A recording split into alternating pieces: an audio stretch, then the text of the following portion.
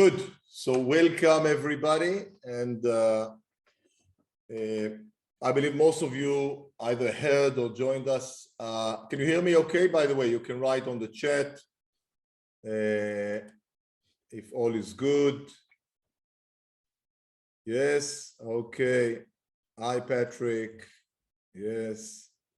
Hikam, Joseph. Hey, welcome, welcome. Good. So exciting session today. Specifically, again, there are a lot of questions and a lot of, I would say, great momentum regarding anything to do with Web3. And you know, if my mother is asking me, should she invest in NFT? I know something is happening. Maybe it says something about, is this a bubble? Yeah, what's happening? Yeah. But is it? I don't know. Let's we'll open everything now to a discussion. We have great panelists today. I will just, you know, mention the names, and then I will invite them also to introduce themselves in more detail. So we have Sebastian from Canal Plus. We have David Schwartz from PepsiCo, Frank Fiba, and Guillermo from Hype. Which joined Hype recently from La Liga. And I think what we would like to cover today is to look at, you know, what are the tangible elements that brands, clubs, federations are looking for, or solutions that you guys are looking for. And I know in the crowd we have startups, we have brands, we have federations, we have, you know, sports enthusiasts probably. And I think we will have an opportunity now to start understand really where are the brands?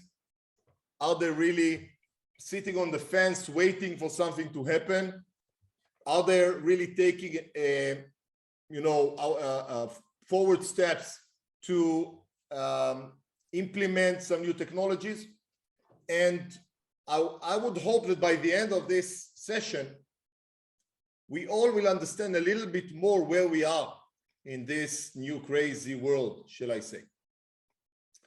Feel free, I see more people are joining. Feel free to put your questions on the chat. We already got some questions from you earlier, so I have it here, and we'll see how what the time will allow us, but we'll try to cover as many as possible. Before we jump into some of the questions that are, you know, for me at least are, you know, urgent. I want to know, and I will share it with a panel here in a second. I want to share with you, you know, I was a player, a football player, you know, third division in Israel, nothing to write home about. But every few months, I'm meeting my previous friends when we played as a kids. And last time we played, and after this, we go and sit and have a drink, and we talked about, and they asked me about Metaverse, and they, you know, they said they're all from, you know, they're not in sports. And they asked me, I mean, you know, we hear the Metaverse and NFT, how would it look like in sports? And then I found myself sharing my imagination there for 2 minutes, and I thought I'll share it with you. Again, it's only my imagination. Maybe it's totally off the hook, but I think at least it will give us maybe a little bit of context. So I shared with them the following. I said, you know, I can imagine myself and my little son, Eli. We are sitting at home, but we are actually sitting in Camp Nou. And we have the best seats in the stadium. This is the Champions League final, and this is also the retirement game of Ronaldo. We have a VIP ticket, so we go down to the pitch and we walk on the grass. We smell the green, freshly grassed before the game. And then we go to the tunnel. We meet Ronaldo in the tunnel. We shake his hand. Yeah, we have this glove that allows us to feel the shaking hand. And we take a selfie. And then we go back to the seats. The game starts. After 5 minutes, there is a penalty. we go to see the penalty from the guy who kicks the ball. So we stand in his position, we see the penalty live from his viewpoint. In the replay, we move to the goalkeeper and we see it from the goalkeeper.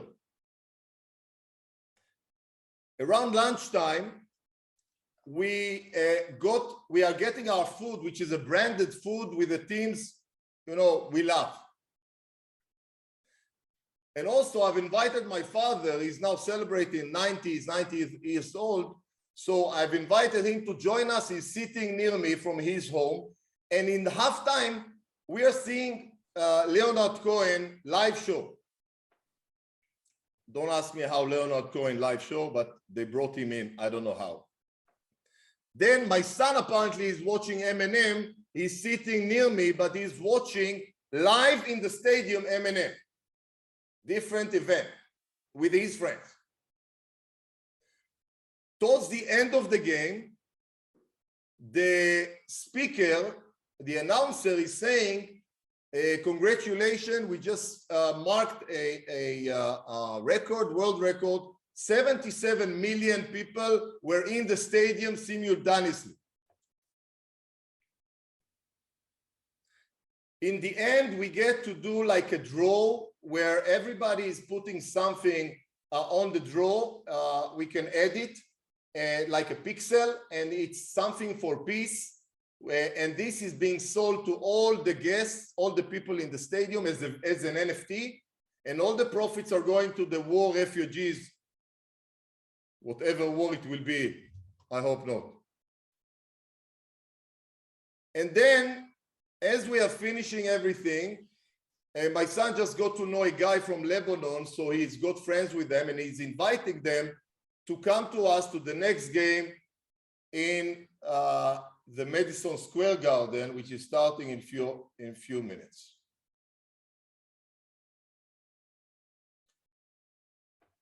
Let's start with David Schwartz. So that's just maybe, I don't know, interesting to know what you felt about this idea. Maybe you can share a little bit, David, as well. And I would like maybe to start with you, if you can give us your definition for Metaverse. You know, from, you know, you're managing director at PepsiCo. I know your day job is to look at startups and supporting the entrepreneurship industry and bringing great ideas and great solutions to PepsiCo. But you also have your own vision on that. Maybe you can start by sharing, how do you define Metaverse? Thank you, Amir. I love how I start with the hardest question. Appreciate it. Why don't I try two parts, and we'll keep this interactive. First, the plain English definition of Metaverse, and then 7 criteria. So each of the startups could think, how much do we play in the criteria of the Metaverse? And give credit where credit's due. Ian Bremmer, Matthew Ball, a lot of the source here. But if I would take the Metaverse, the plain definition, a place of augmented virtual reality, next-gen data networks, decentralized finance, a place where people could socialize, work, and trade. Sounds pretty simple. I think the harder part is the future state, where there's 7 criteria for the Metaverse. And the question is, for all the startups on the call, how well do you fit into these 7 criteria of the future state? One, it's continuous. Could you continue to support continuous, non-pausing, not resetting, always accessible, synchronized and live, real-time experiences? 3, concurrent. That means that you could work simultaneously. Can you support that? NFTs, it's easy to answer that. Immersive, completely interactive. 5th, functional economy. Could you fit into that functional economy? 6, many people could contribute and be part of this. And 7th, and so critical, is that it's not tied to one platform. I don't think we're fully there, Amir, today, but I think it's important for all the startups and say, if we take each of these 7 criteria, how well could we work with where the end state of Metaverse will be? So again, just to summarize, persistent, live, concurrent, immersive, functional economy, many contributors, and could it be interoperable? I think if the startups could track and solve that, they're magical. Got it, David, and thank you for this. in your imagination, when you look at Metaverse and also, from the PepsiCo viewpoint, what are you looking for now in terms of solutions? Where is your focus? Do you want me to keep going? Yeah. Our focus is how do we better engage consumers? I think that there's so much great opportunity in the metaverse. And Amir, you've always been at the forefront, the tip of the spear of where the world is going here. We're a large company and just getting into the space. And if there are solutions out there that could help us better engage consumers, that could help us with experiences, with data, with really the relationships with the consumer, that's magical. Great. I'm like sure we. I would like to add to what Please, David. Guillermo, you have maybe a more, I would say, a day-to-day definition of metaverse, if I may say so. That's the good thing, that there is no definition about the metaverse, right? So depending who you ask, you will get different answers, and that's the beauty of it. And it shows in the stage that we are in. And even though we are in an early stage, it doesn't mean that it doesn't have value. It has a lot of value, which we will see during the conversation today, right? So adding on what David said, which I totally agree about these 7 criteria, the thing is, the metaverse, to me, it's a full integration between the physical and the digital world, right? So it is totally device agnostic. It's not just wearing VR glasses. We are talking about you can enter the metaverse through your smartphone, through your PC, through your augmented reality glasses, right? So there are many ways in which you can interact with the metaverse. And building on the example that you gave before, Amir, which I totally agree with it, imagine that I'm in the stadium physically, so you are all with your VR glasses most likely, but I will be in the stadium and you will be next to me, and we will interact with each other as if you were there physically, and you will interact with the things around us as if you were there. But imagine we have another person next to us, which doesn't exist in the physical world, but it does in the digital world. Through artificial intelligence, he knows everything about us. So he knows that I'm in the stadium, or maybe you at home, and he says, Amir, I know you usually have dinner at around 8 p.m. It's already 7:15.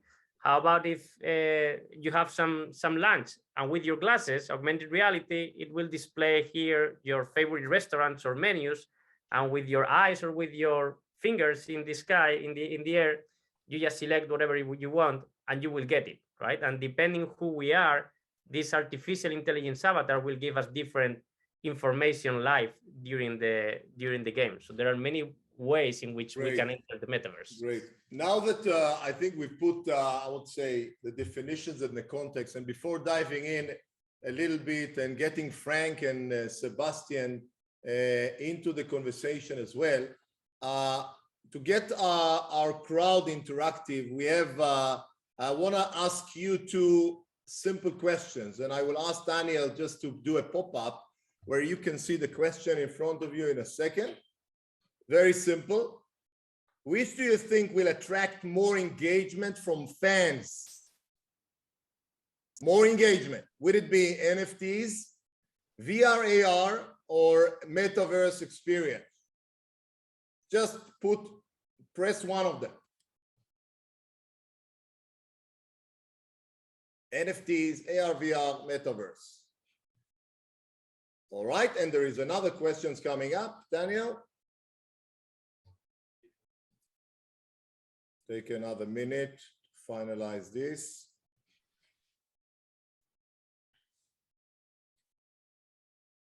Okay. And the next question is, this is really about how close do you think this scenario I gave earlier is relevant? By when do you believe will you be able to experience full immersive sporting event in the metaverse?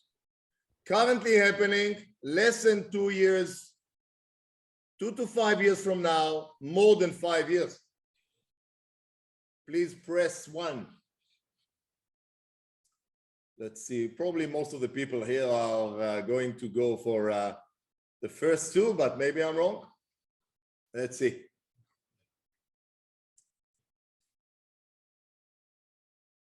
Okay, great stuff.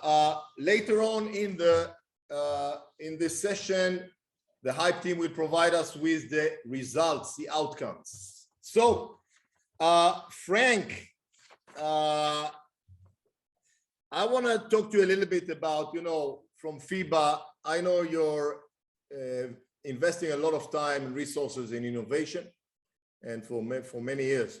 And I want to, from your perspective, you can define a little bit the appetite as, talking to brands, to clubs, federations for Web3 solutions, and also a little bit about your strategy on that. Thank you, Amir, and thanks for the invite, and great to be part of this group and having the community here, and it's a great way, frankly speaking, also for me to learn and to hear to your vision and David's vision, and a little bit scared with Guillermo's vision about the AI person that I don't know, who knows everything about me. But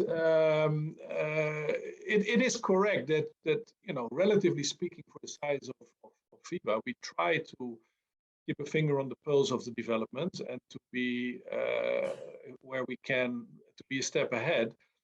But I'm going to be very honest. I think we are also, like most other people, we're a little bit between excited and a bit scared about, or uncertain what it is and what is possible. And I think that's maybe also already a little bit of a message for the startups. Be aware of specifically sports entities and governing bodies, is that with all these new things, there's quite a few hurdles, and we'll talk later, maybe also when we talk about pilots, about hurdles. But I think there's this ambiguous feeling like we need to be there, things are happening. It's a little bit the fear of missing out, the FOMO. Others are doing deals, there is value, there are projects, we shouldn't wait, we should learn, we should engage. And then there is the other side, which says, well, we need to carefully assess, we need to look what is sustainable, what will be there still in 3 years, and what are we doing now, which on the one hand side maybe limit our opportunities down the road, or also maybe may backlash, because we may be entering into partnerships or activities which then lead to investment by our community, by fans or whatever, and which then turn out to not make it through, or even be criticized by the same community. So we are in that phase. We are, I would say, also segmenting different opportunities. We concretely do a few NFT projects. We are having a sponsorship, because sponsorship, honestly speaking, is normally the easier thing for a governing body or for an entity to get involved with a company, giving away some communication rights in a new category. So we are doing different bits and pieces, and we're still looking out also exactly how these can be separated from each other and segmented properly, and at the same time also fit together in the longer run. What I hear from you is, you're active, you're checking, you're learning, you're on the field, but you're also cautious and looking for, what are the, how you can, learn and take the right decisions initially. And we'll come back to you on that. But I want to invite Sebastian, also from, as a media and broadcaster, and also for your vast experience in this industry. When you're looking at the trends, there are different trends on the Web3 that are, I would say, we can see them, coming in more smoothly and others slow. What, if you can share with us your experience on that, what are the current trends that you see happening? Well, yeah, it's a very broad question, but I will try to give a somewhat of a short answer. But as a creative guy, obviously, I think the metaverse, and as I said many times, will be probably has the potential of being the single biggest disruptive event in the history of live sports. And I join Frank in being a bit afraid of what does that mean for historic broadcasters like us, or historic governing bodies and federation or all around the world. It's a bit scary, but at the same time, it's a terrific land of opportunity. And obviously, anything that has to do with VR and AR, I was always a big believer in AR, not so much in VR. And why is that? Because we got burned, and as many brands around sports and specifically the broadcasters, we've been burned before by insane technology that didn't really transform the promises into something tangible business-wise for the world of sports. Look back at the 3D era, for example. At some point, we were selling an awful lot of 3D television and so on, and I remember, the Masters in golf being fully produced in 3D. We had a Ryder Cup produced in 3D. We were producing football games in 3D. And here we are in 2022. And where did it go? Nowhere. And so that's why we're also that afraid of anything new. Not because we feel that we could be, we feel overwhelmed by the technology, but because it's hard to figure out what will be the main game changer from what will be something that will last maybe, as a trend for 1 or 2 years and then will be dead in the water. And Web3 is a very, very wide and broad topic. As a creative guy, if you ask me what will be the main trend, I will happily talk about something like, Metaverse being the right pipe for a lot of technologies that already exist, but couldn't really fulfill the entirety of their potential under the current environment. For example, I'm thinking about, if you've watched me in previous webinars and conferences, I'm always talking about the volumetric pixels, for example, the 3D pixels. It's been around forever. And I know, Guillermo, so with La Liga, they were at the forefront of that revolution. It was good, a basic 2D environment on your TV, but it's like 1% of what the technology is actually capable of. So I think volumetric pixels will see in the metaverse the true potential of its technology. Same thing with AR. We could talk, you put it perfectly, Amir, the potential for anything, any experience in stadium around AR or VR. But, we could talk about Waze, for example. I know Adobe did that in a very good conferences a few years ago. If suddenly Waze is in AR on the actual road in front of you, it's going to be much, much easier for us to follow the direction than in our iPhone or as it is today.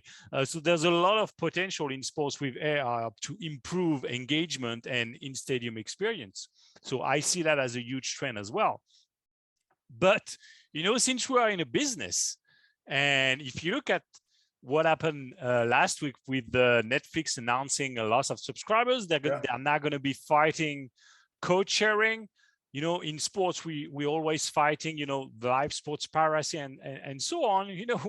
Blockchain can be a game changer in that. And obviously, it's probably less sexy than the VR and AR environment within the metaverse. But I think Web3 has that potential of helping broadcasters, OTT platforms, rights holders and rights owners everywhere deal with that, which I think is a very, very important step to provide a sound future for the business of sports. That's great, Sebastian, and we want to drill more to what also Canal Plus is looking at in terms of applications and solutions, maybe later on. And I want to ask Guillermo, a little bit about, you're talking now to, I think, tens of brands every week about Metaverse, NFT, anything to do with Web3 solutions. Can you share, alongside to what Sebastian just shared with us, what are the major challenges for brands, clubs, federations? What are they looking at? You like managed to speak to many. It's like there is a wisdom of the crowd maybe there. What can you share with us on that? And even the good thing is that we are talking not only to football, we are talking to all the sports, right? And also the stakeholders around the sports industry.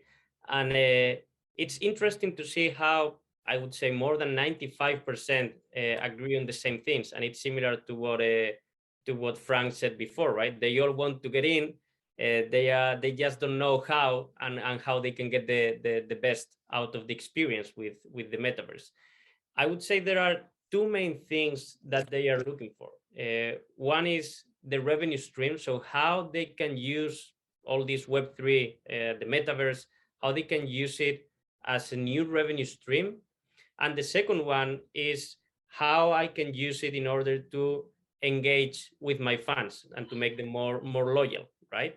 And I will add one point as well, which is that's something that maybe they don't say beforehand, but we all agree when we talk about it, which is the problem of attracting a new young audience that sports properties today, they are not able to attract. They are not in the same platform and they are not giving the content the way they want it, right? So there are these 3 points. One, the revenues, how they can use it to gain revenues. Second, the fan engagement, how to increase it. And third, how they can attract this audience that they are not able to contact with them right now. Great. So it's a lot about fan engagement,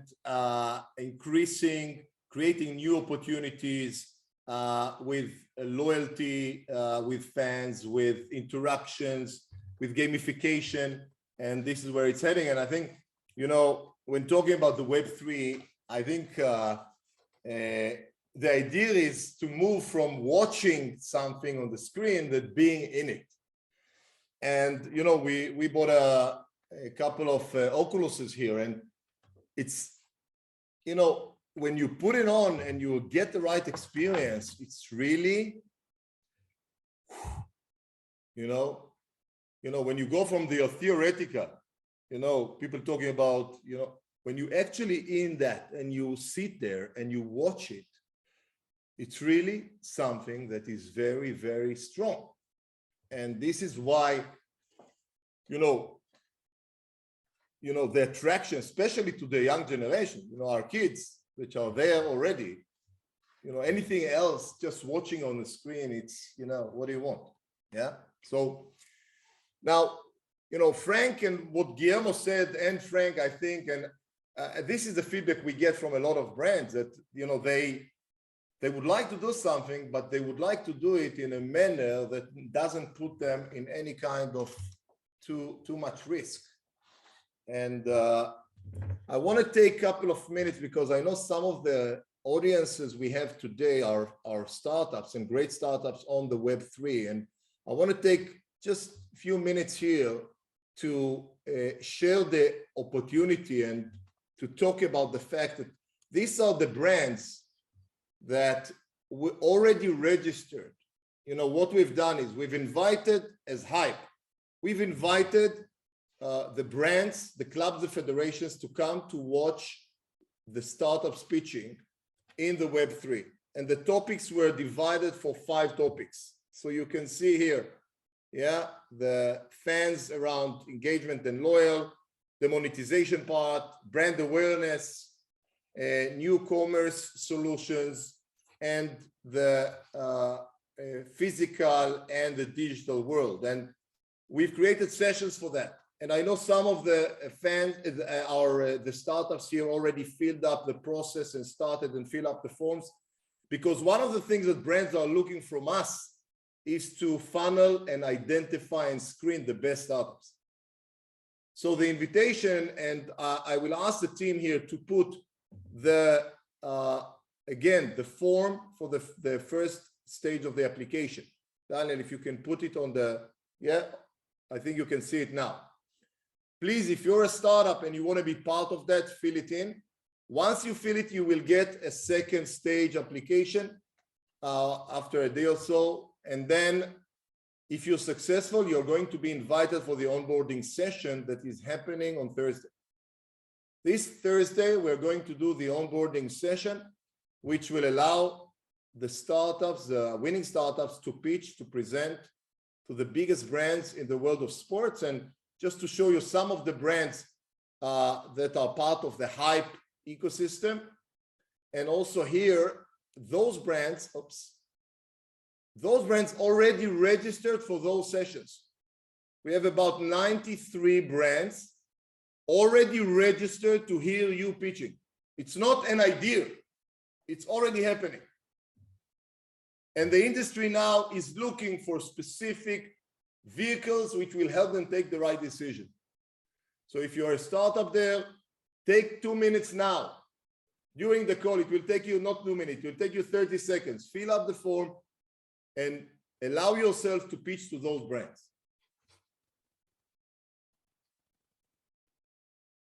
As you're doing that, I want to also share with you that talking about the Web3, Hype, next big event after the successful GSTS, Global Sport Tech Summit we had 2 months ago. I know some of you have joined us, where we have over 3,500 guests, industry leaders, great panels.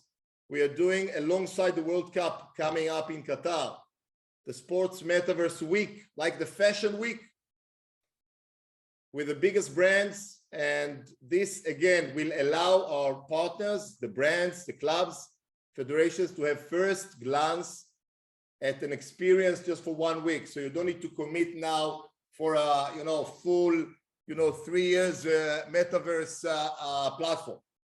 But you'll be able to feel and get interaction, and there are amazing creative ideas there which are being put together to make it really the a most engaging and a great experience for all stakeholders of sports tech alongside the World Cup. So I want to, after that, I want to come back to our, I think we can put this aside. And by the way, Daniel, can you share with us the results of the survey as we are marching along? Frank, I want to ask you, okay, just in terms of what is the, what do you believe will be, by when? That's the second question. By when? Currently happening 7%. 38% thinks within less than 2 years. 37, 2 to 5, and 18% only in 5 years. So only in 5 years, my son will be, okay. All right. And the second one? Second one was what was more engaging in terms of NFT 24, AR, VR, okay, Metaverse, all right. Good, so I wanna come back to you, Frank, if I may. You mentioned, I think, some of it, but I would like you maybe to dwell a little bit on the challenges, because, getting into this new space, I know for some, there are a lot of challenges involved in that. And what do you think are the challenges, and how should I would say, a sport property or federation or club address those challenges in their approach? Yeah, I'll happily do that. Allow me to jump on the back of this last survey, which maybe is a segue into the conversation about, how shall I say, lowering the barriers, because it says the NFTs are not engaging or not at the top of the list. And I think that there are some lessons already that we get out of this, out of this Web3, as you call it. And when we look at NFTs, I mean, the reality is many of them are, more speculative elements as they have become. I will not give certain specific names, but They promise engagement and things like this, but many are not really. Some are, and I think those will be the more sustainable ones, not the speculative ones only, but also the ones that have functionality and or a community factor. And I think one of the tasks that we have, and I think the group has here, is to lower the barriers of entry into this Web3 world, not only for us as sports entities who are a little bit saying what is going on, we need to understand, but also for the sports fans. And actually, one of the points that I still think is that the average sport fan, if it exists, of Liverpool Football Club or of Real Madrid or of Boston Celtics, the average one has heard something about an NFT and whatever, but they haven't experienced it yet. Most people are still scared, they're still waiting and seeing. And at the moment, it is only a very small niche of speculators or geeks that overlaps with the sports fans. And therefore, also my appeal to the startups. I mean, look at lowering the barriers for everybody to get some experience with NFTs. I know, Amir, you did your own NFT around Christmas. We did the same thing I did with my family and my wife, and you know, and saw how bloody complicated it is. And you know, I'm sure that will all get simplified, but it needs to become much more easy to understand and functional, that you can do something with it, with this NFT. Again, either because you can do a fantasy game, or you can do something else, or you are part of a community which has some benefits. And that's what I would say a big piece is break it down, simplify it, and lower the barriers to enter to the overall community, to the fans, but also to people like us that you want to work with. Yes. That is a big message. And I think what you're referring is like, basically it's an introduction of new platform, new technology, and we are the early adapters to some extent. You know, people here today. But you know, I remember my first company in London. We started at 97. My first salesperson was an old person. He was 50, like me now. Yeah, and he told me that he came from the fax industry, and he shared, you know what was my biggest problem selling faxes in the 80s in London? He asked me, I said no. He said, let me ask you, what is the biggest problem with selling faxes? The first faxes in the 80s, what is the big challenge? Who is in the other side? There is nobody in the other side. You have the fax, but who I bought the fax. Who do I send it to? Yeah. So there was an adaption. Yeah. By the way, most of the people told him, thank you very much, but we trust the Royal Mail. Oh, but Amir, I understand. So what I'm saying is there is still a need to democratize this whole NFT world for people to simplify the entry to get in. And just to be more specific, I think some people also in our world, they learned that I can make the most beautiful NFTs and target the fans of Liverpool Football Club. But if these people, you know, don't know, you know, they're on certain platforms, they are not familiar with it, and you know, the people that buy this apparently live on Discord and those kind of platforms. They are not the ones on you know on the regular fan forum. So yeah, if you can communicate with the wrong people, and exactly. you know, so you're talking about early adoption and really identifying your target audience, but I can, you know, we can also look at examples like the Adidas projects of NFTs, which were, you know, success, where they sold it, I think, so fast. And again, it's a new, totally new. And I agree. Yeah, what's the percentage of Liverpool fans that, you know, will buy that, and are buying that? But, you know, and here is the question: do you want to be early in the game? You know, what is the strategy? And, you know, speaking about strategy, maybe we can invite David Schwartz from PepsiCo to the conversation. There is a question here from Pedro. Is asking about, could fan tokens be a relevant revenue stream for brands? I don't know if this is, I don't know, relevant for you know, global brands like PepsiCo, but if you want to refer to that, if not, maybe we can ask also Guillermo on that from the clubs and federations perspective. I could start it, then I'll pass to Guillermo. I think there's a higher level question, Amir, for everyone on the call. Realistically, a brand, are you going to help build a direct one-on-one relationship with the consumer? If yes, there's potential. If not, it's a distraction. So there could be the fanciest great technology. If you help us build a relationship, then it's something that could be interesting. How and where, we're all figuring it out together. But I think we have to be super simple and practical in a world of so much innovation. So Guillermo, I'll leave it to you, but simple and straightforward, that's it. Are you building relationships or not? Yeah, does it create this interactive, direct relationship with my customer? Yes, no. Guillermo, yes. What's the current experience in terms of tokens? I know La Liga is quite active there and other sport properties.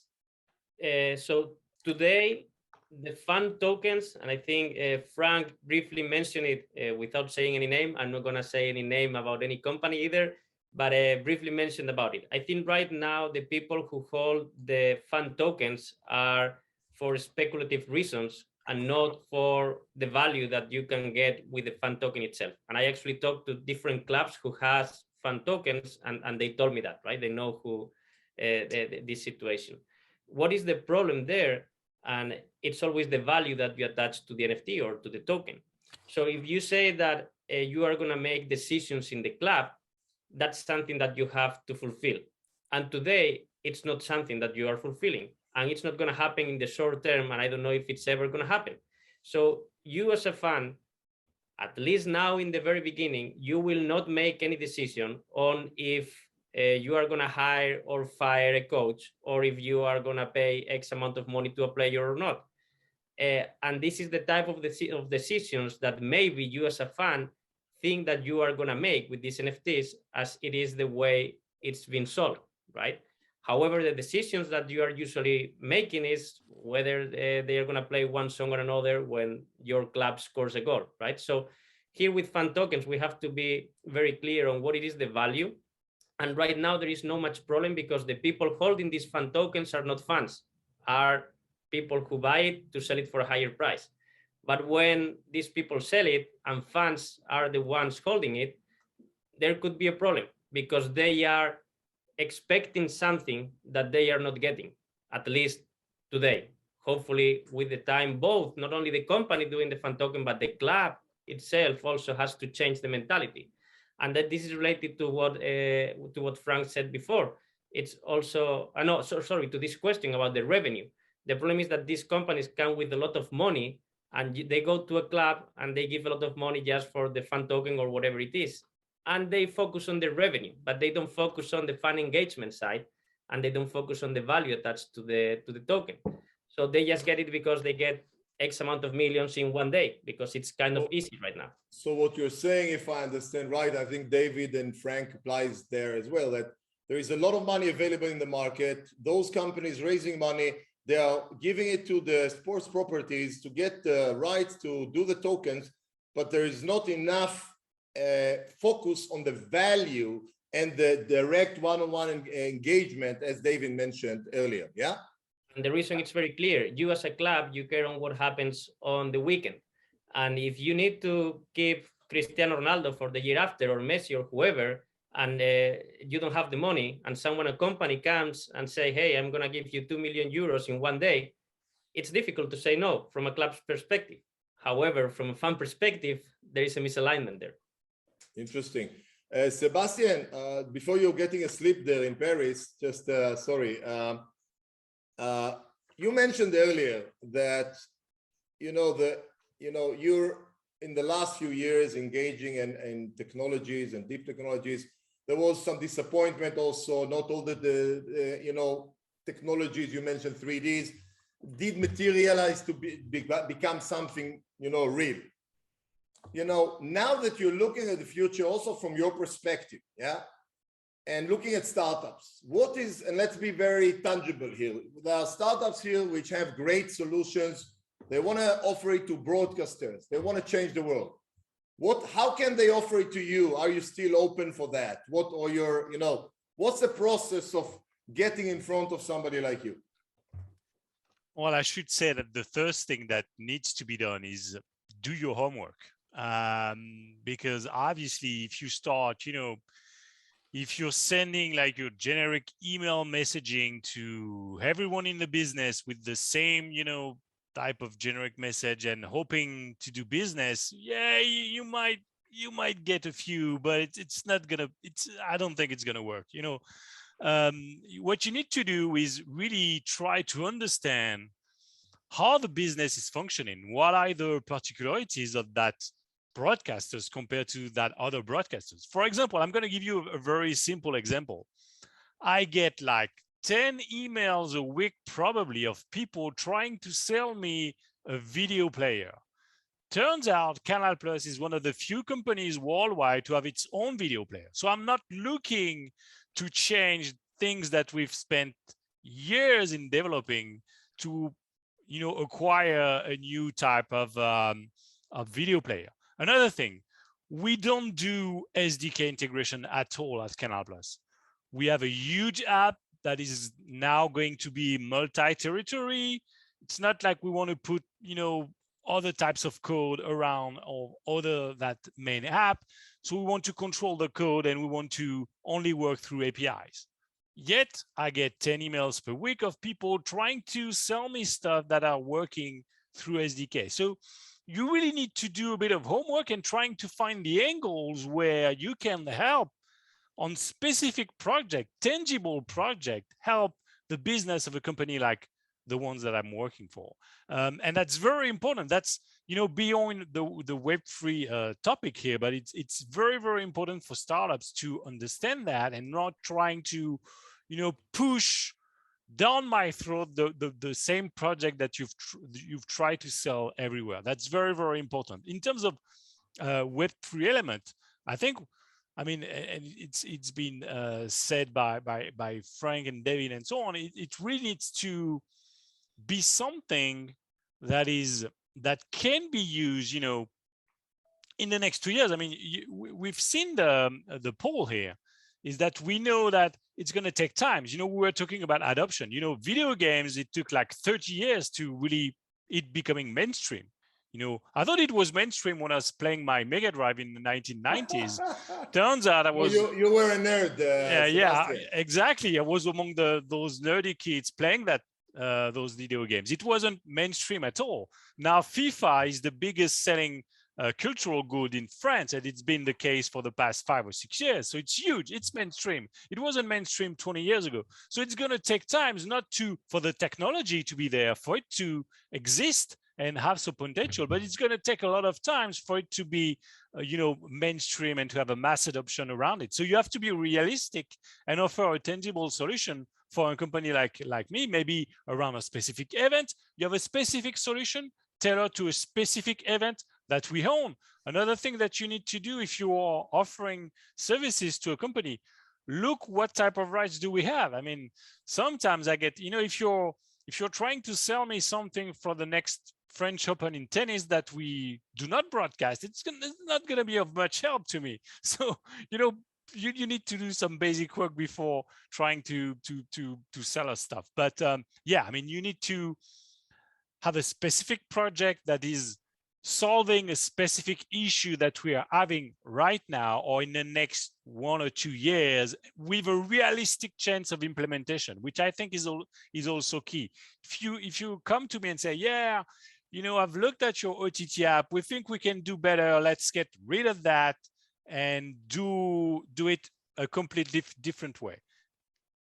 That might be true. I'm not going to do it anyway. You know, the roadmap is full for the next 15 years. We're not going to, you know, go another direction right now. It's just not possible.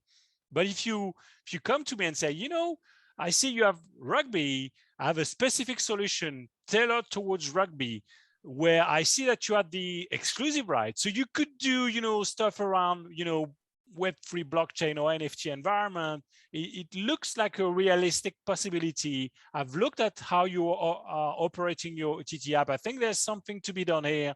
Here's what I'm offering. This is exactly what you should be doing. Do a bit of homework, trying to find the proper angle to have a realistic chance of selling stuff. Great. I think this is very valuable. David, you know, Sebastian was talking about startups and the way, you know, they approach them and their expectation from them. I know, you know, you built quite an impressive platform for PepsiCo on that. Maybe you want to share your views on that, and also maybe some practical, you know, thoughts on startups. How can they be successful approaching brand like you? Oh, I get all the fun questions. I love it. Great question. I think, Amir, and for all the startups, let's be practical. I could give you the big corporate answers and we could talk for hours on that. The real world, two things. How relevant are you to a brand, and how differentiated are you? I've been reading the chat. There are great comments here, but tokens we discussed, etc. 12,000 different tokens, I think someone posted. There are so many, it's overwhelming for us. If each brand comes to us and you could tell us how you could be relevant in helping us build a one-on-one relationship, very simple. And then how you're differentiated from the startups that are emailing each and every one of us. It's so overwhelming. Then there's magic. It's kind of like dating. Help us understand why we're relevant for each other and how you're unique, that we can have such a magical relationship together. I keep it as simple as that. What people need to do to sit in front of you and your team, David? Listen. For myself and for them, what do they need to do? We're very candidly, we're at this stage, we're building our strategy. Yes, you've seen we dropped the mic, we've launched some NFTs, but we are building our strategy. I can't give an exact timing, but pretty shortly, we'll put out what we're trying to solve. I would absolutely love for everyone here to reach out to PepsiCo. We'll put it, we have a website, we can post it on the website. I don't need to advertise on the Hype. I think it's also great, go through Hype. Hype, and we have such a great relationship. If you see relevance, share it with the Hype team. Tell them, hey, these are things, here's how it's relevant, here's differentiated for PepsiCo. Happy to go through that process. And then we could work with Hype and say, hey, this is relevant, you filtered it, and we can get even greater confidence for PepsiCo. So Mir, I think it's either, as we build our strategy, come reach out to me at LinkedIn, etc., or even better, go through Hype and say, hey, here are relevant things, here's opportunities to work together, whichever you think is most efficient. But please solve the PepsiCo and the brand problems. Thank you. And I know you're very advanced already. You have some great vision there, and more to come, I believe. Guillermo, there is a question here from Donald McLean from the guest. He's asking, what sports are most primed to take advantage of Web3? You know, there is a cliche that some sports are, I would say, behind. I don't want to mention names here, but would you say that there are some sports which are more open to Web3 than others? Good question. I wouldn't say so. To be honest, like when I talk to football, they are all quite open, and there are many examples already of football companies that are already doing NFT projects, or they are entering the metaverse. When you talk about basket, especially with, for instance, NBA, you already have examples. So you have the metaverse with Brooklyn Nets, you have Manchester City with Sony. In tennis, you have the Australian Open. So there are so many different examples out there from different sports. So I don't think there is just one sport who you should have to focus on. I think a sports industry in general, it's a good way to start with. And I want to add one thing on the previous question, which is a merge in between what Sebastian and David said. but this is very focused for the sports industry. So clubs, specifically clubs, what they are looking for is to win in the weekend. That is their objective, to win 3 points in the weekend. So my advice to the startups when they are going to the sports properties is to make it very simple for the clubs to make a yes/no decision. If you start, and this is related to what Sebastian said about doing your homework first, if you start making a generic presentation and you have to talk many times to the club, they don't care about that. They care about winning the weekend. So you have to go with something already built, which is very simple for them. This is how I'm going to make money. This is how I'm going to engage with my fans. Is it a yes, no, right? So otherwise, that's not their main point of the discussion every week. Make it simple and clear and easy to implement as a pilot. That's all we said, because that's the secret usually to getting in and doing something which is a no-brainer.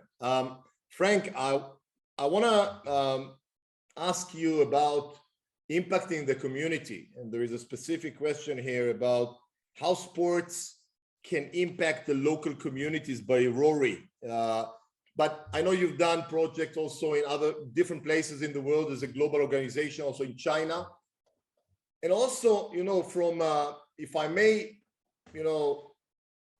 I see Metaverse, putting the cynicism aside, as an amazing opportunity to do good and to direct, technology is not good or bad. It never was. Yeah, the mobile phone or electricity is not good or bad. It's how we use it. I think we have now a great opportunity as leaders, all of us on the call, not only the panelists. This is the first innovators in this industry looking perspective in 10, 15, 20 years. To take this industry and to create, for good, to bring people together, to do good in terms of using the amazing sport experience, which takes down barriers and fans and putting people together. Look at what's happening now in Europe. And the question to you, Frank, is how can we impact communities and maybe local communities as well, from your perspective and your experience? Yeah, no, thanks, Amir, for that. Allow me just 1 minute to quickly maybe tag on to what was said before, because I liked it a lot, and I think it's very relevant for the group. Sebastian saying do your homework, Guillermo saying keep it simple, and in that side, and that's also my advice, because I know there's a lot of passion and you want to get in front of clients and you want to do these pilots, and I would add to that, try to focus on the benefits of who you're talking to rather than spitting out all the features. Many just say, we can do this, we can do that, we can do, yeah, but why? What is in it for me? And then when it comes to the pilot, I come back to my lowering the barriers to entry. So make it financially very simple. Don't haggle over, say we'll do the first one on a rev share or free of charge. It's not going to be. Try to say, the legal barriers. Make sure you know about the IP rights and whatever in this space. Don't come and I want to immediately do a 10-year contract with you. I mean, all these things that are hiring, making the barriers higher to start with. And because I've been sitting on the other side, I know how it is. You want to do business and get traction, but you need to spend the time. And I thought it was very good what Sebastian said. Now switching completely over to your question, Amir, apology for that, but yes, I mean this of course this new virtual real mix can do an awful lot with technology to bring the people together without having to get onto planes and what have you, and to really bring people and interact in such a way. And there's also many opportunities to do projects like we do projects with our basketball foundation. We do a lot of activities under the umbrella Basketball for Good, and a lot of development projects in the world. And I can see a lot of synergies coming out of this, but it can definitely be a way to sit in the same room and talk to each other. Excellent. I know, Guillermo, sorry, I know you have a call with Real Madrid and you have to go. So good luck with that. Any final word? Thank you very much for organizing this, and I hope and I know this is of value for everyone that is on the other side. So hopefully it's useful for everyone. All right. Give some value to Real Madrid, and we'll talk soon. We want to wrap it up. Thank you for this, Frank, and maybe just to invite Sebastian with final words, if you can maybe share, a few thoughts came up from this session. Anything you want to add in terms of your vision? With a message maybe to startups and other stakeholders which are, here with us. No, maybe to add to your question around which sports should, go deep into Web3.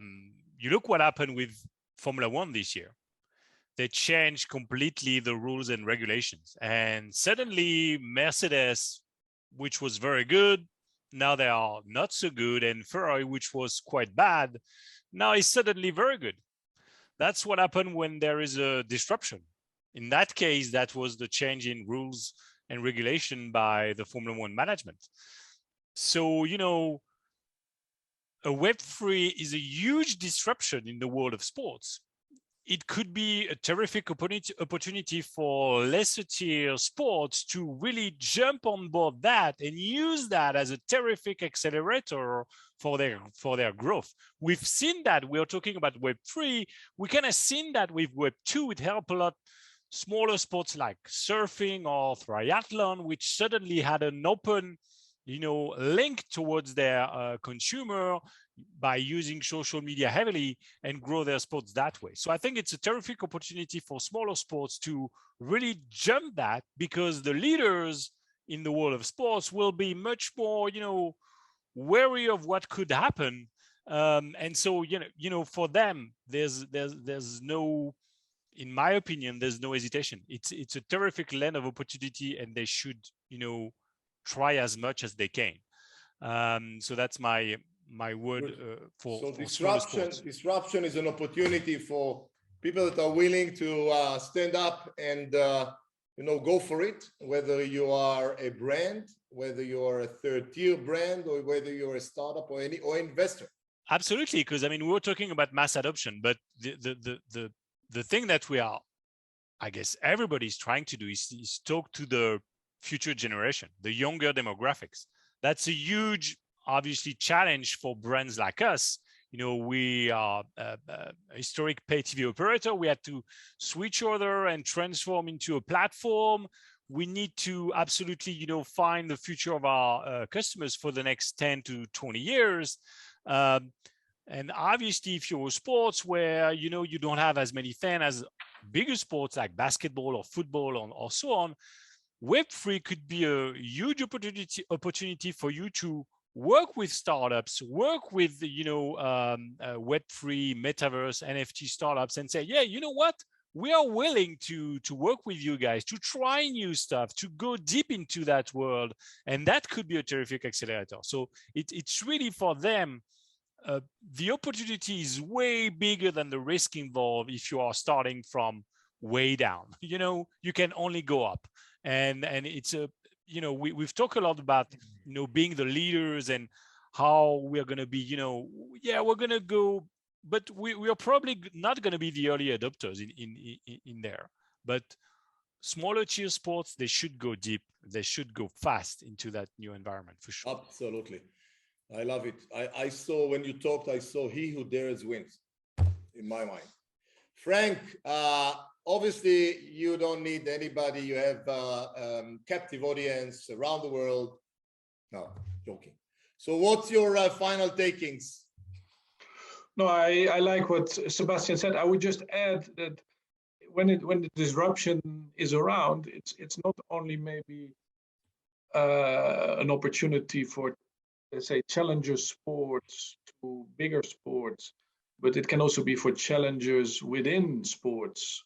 So even within the world of football, which will be regarded by everybody as the biggest sport, even within that vast ecosystem, there can be a disruption for challengers to take over current leaders, if you want. And because, very often the current leaders, the bigger organizations, let's talk about the elephants in the room, those are the ones that have most to lose. And normally they're not the first one to innovate.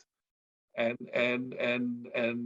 they need to go through the processes, and they have most to lose. And that is with new business models, and they want to hold on to the old business model because it has been working for them. So I think even within sports, there's opportunities to throw things upside down. And as a Dutchman, I'm quite happy that Mercedes is in the back of the Formula One pack at the moment. So I can live for a few races with Ferrari and then Red Bull to come back. It's okay. All right, great stuff. David, final words from you. Amir, I'll keep it short looking at the time.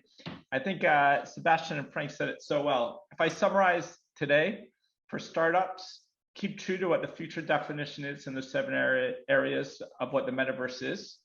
Help build relationships with consumers and show how you're both relevant and differentiated. If you could do that, you're connected to the future of the world, and you're going to be the one that everyone wants to work with. Great stuff. I want to use this opportunity to thank all our guests that came today, everybody from all over the world. Again, of course, our panel, I would say outstanding value today. We look at this in hindsight in a few years' time, and we'll hear this. It's pioneering. I'm not sure everything will be, we are all guesstimating, but that's what the industry needs now. Tons of communications and direct and open communication like this. And as you said, to be on the field and test and be there for good, force for good. So thank you all, Frank, Sebastian, David, for joining us today. See you next time. Thank you. Thanks a lot. Bye-bye. Bye for now.